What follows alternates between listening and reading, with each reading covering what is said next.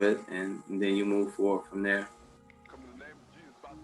And I'm a big fan of that. I think there's a misrepresentation of us.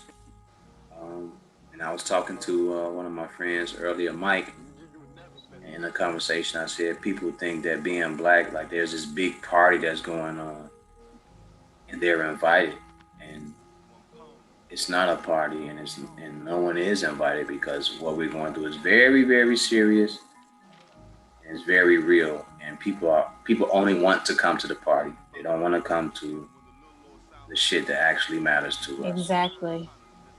We can get more serious than this during some of these episodes, as I have, but it's not a party over here. Nothing about this is a party. You all Yeah. think it's a party because we provide so much culture and so much fun to you, but it's not fun. And if you're watching the news and you're seeing the news and you're seeing what's going on with all these different shootings and babies being killed and young ladies being abducted, none of this stuff is fun. Right. None of the stuff that we're dealing with is fun. So um, that's one of the reasons why I wanted to do this, because we have to not only just shed light on the fact that we are progressive and productive, but there are episodes where we will talk about the things that people don't want to discuss. All right, Yeah. the hardships that we actually go through, because this shit is not a party. It's really not. Like, people like our culture, they love what we give to the world, but it's not a fucking party, and you aren't fucking invited because this shit is very difficult. I have Yeah.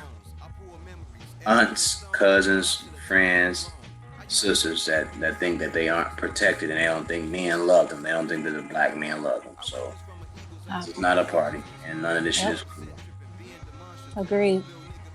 So um, I don't know if I should leave on that note. You just say something to sing "Mary Had a Well, Little no, Lamb" or it's something like that to Mary had a little lamb, but no, it's real. It's real. It's yeah, really real. So um, it needs to yeah, be said.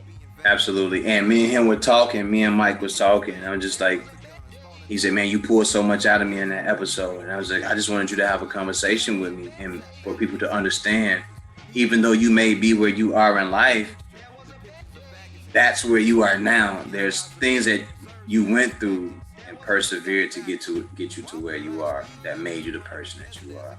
And you're Yeah. gonna continue to grow and be better. And that's all of us. And I want all of us to continue to grow and be better as people. But um, there is no party. We are not having a fucking party over here at all.